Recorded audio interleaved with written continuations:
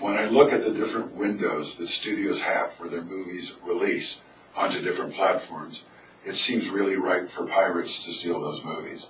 Do the studios already have a time frame in mind for collapsing those release windows? Or are they just praying they don't get the same treatment as music and TV shows? Yes. They absolutely, they're praying they don't have the same issues. Part of, just going backwards in time, part of creating Movielink, which was owned by 5 studios, was to figure this out. And I don't know that they have yet, but the digital rights management wrapper that they put around, the DRM that they put around the movies, so far really hasn't been hacked. I mean, it's been over 10 years, and nobody's really hacked that. As far as collapsing windows, that is happening. Warner Brothers, for instance, has been notorious for putting out movies at the same time from a home video offering and a rental offering, VOD offering. As far as theatrical, the windows are definitely starting to get smaller.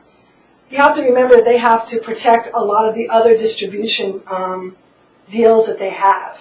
And I think as those companies that they have the deals with start to get into this world, you'll see the windows closing. From a piracy perspective, you're always going to have piracy. And I think that the problem is that it happens very early on in the theatrical distribution where these movies get ripped off and get pirated. I think that's where the issues around piracy is going to happen. So they're working as fast as they can. Of course, they want to protect their property. But you will see the windows collapsing very quickly. I would say in the next 2 to 5 years, a lot of these windows might all go away. I mean, some studios are going to be faster than others, but you're going to see a lot of playing around with windows. Yeah. After a few years of not making a dime on rev share sites, YouTube, Rightco, Juice, last year we collected some of our snowboard videos into a DVD, made revenue sharing deals with about 20 TV stations to air commercials, and sold about 75,000 DVDs through direct response calling and mailing the old-fashioned way. It was a lot of hard work. I'm wondering if there is a similar movement in direct response download to own movies or videos, and any partners I could hook up with to help me with it. Well, big market. I think, again, coming from PlayStation and knowing what's going on the gaming side, they're looking at ways to differentiate their worlds. All of these are. However, there are companies like Akimbo that came out that were only about niche and independent and, extreme sports that had a set-top box that just died, and that was difficult from a distribution standpoint. But the bigger ones, I believe that if you have something that's shown success in other media, in other ways, in other services, by all means, I would shop it to iTunes, I would shop it to Netflix. Netflix has been taking quite a few different types of independent films and extreme sports. And almost all of these services are creating extreme sports niche offerings. So I think that, there's a lot of opportunity there. Happy to help you, give me a call. I heard Dr. Horrible's sing-along blog sold $500,000 on iTunes. I have my show in iTunes, but I'm not selling too many, to tell the truth. I'm wondering if there are tricks to getting people's attention on iTunes. Very difficult. Again, it goes back to the marketing and merchandising I was talking about. I've been struggling with this for years now. If you think about it from a supermarket perspective, they put the milk in the back of the store because they know that's what people are looking for, the basics. They advertise, Best Buy advertise the top models, the top DVDs that are going to sell, but they have a library. Well, maybe not so many at Best Buy, but it is very difficult. The only way to really do that is to create noise what I found is to create noise in other places and other platforms. Talking about blogs, I mean, if your content can translate to a blog or make some kind of noise in another place where you can advertise it or get PR, that's really going to be the best place to go. That and attaching it and offering ways to iTunes to market it. If you know that your movie or your show is going to work nice next to another well-known or better-known movie or has something in it, a subject matter, tell them. Tell them, hey, this is going to work, but it's only going to help them market all of these other content and titles. So it's hard. In our house, we've been streaming everything and or recording stuff off DirecTV. We would like to jettison DVDs and start downloading to own movies with an eye to going to one box for everything.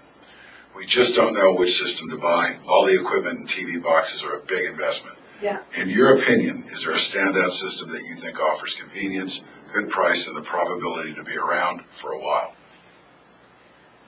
Yes and no. It's depending on who your family, what your family represents. Are they gamers? Gamebox offers that extra offering. Wii is going to come out with their own video service soon. They're all going to expand to handhelds. I think storage is a big issue. These movies are big and they're heavy, and everybody wants HD. So, looking at the storage device, I think none of these companies, well, the bigger companies that have other investments in hardware, they're not going away anytime fast. The ones that are just about the set-top box, they've already come and gone. Some have already, you don't even know about how many have come and gone. And I think that's a very difficult sale for them. So I think if you stick with the brand names, again, I just came from Sony. I worked a lot on the PlayStation Network, and I know where they're going and what they've built up. And the ability there to put your music and your video and your movies and photos, as well as play games, download, rent, I think that, and have a Blu-ray player, kind of covers a lot of bases. And plus, you can get a handheld as your child gets older and they want to play games or whatever, take it on the road. You travel a lot on the plane. So I think that's a great value. Xbox offers streaming today. They have Netflix. If you have a Netflix subscription, that really helps the value for that for you. However, they only offer rental right now. So it can get pricey, if you're trying to rent movies over and over. I think, again, if you look, it's about storage today. It's about the life of the brand. But they all are pretty much going to have the same content. So I think that from that perspective, unless you have a really affinity to indie movies and you're not getting enough anywhere else, they really are expanding. So it's going to be for you about storage and the other abilities. I hope that helps. We are doing a download-to-own service and are trying to sign up some niche videos. The problem is we can't make it work with the revenue split iTunes has set, which seems to be the dominant norm, and that's what producers want. Do you see any other pricing models emerging? Oh, yeah. It's going to be a while. It's going to be a while. Much like Walmart has really determined what the home video, wholesale prices are going to have been. Apple has done the same thing, and it's made it very difficult for independent companies. I don't see it changing, that part I don't see changing very fast, because they don't have to. Nobody really is going to bend over unless the consumer, somebody's driving it. So, again, I think you have to come up with other ways to package your content. Maybe this niche content offers something that, like I was telling you, the EST movie features, the theatrical films, they don't have any extras from a download perspective. Maybe on the content that you're creating, you offer something extra, the behind the scenes, the commentary, something else that will differentiate it, that will give you that split that you're looking for. But from, today, over the next couple of years, it's going to be difficult. It is going to squeeze out. That's why I think there's another opportunity for, niche retailers to step up and piggyback maybe on some of the technology that's already out there. It's hard. And last question. We're making a website where we hope to sell some how-to guitar videos. Is there a vendor you recommend that can handle that part of the site for us? Which part? The actual back end, as I assume? There's quite a few companies that handle that. There's so many different parts of it. There's the content management part. There's the actual physical, distribution part, the CDN. And so it's really depending on what you're looking for.